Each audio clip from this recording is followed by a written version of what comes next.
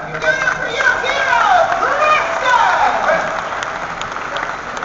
Now, ladies and gentlemen, we're shooting this as we always do. We're doing this completely out of sequence. We save the more complex, difficult stunts for the end of the shoot. That's where we are right now. The set's been clear. Camera truck's just about ready to go. Crew is almost set. Where's my stunt coordinator? He was here a moment ago. Now look where he is. Somebody's already pointing up there, high on top of that rooftop. Logan, enjoying the breeze up there. How you doing? There's no breeze now. No breeze? Yeah. Wishful thinking. I wish, but there's not. Hey guys, right up here on top of the building now. Look, we're going to get back in the action here. It's a lot of fun. Just doing this stuff. Now, working on the set is always challenging, but it's definitely an enjoyable experience as well. Now, some days as a stunt guy, you get to double your hero.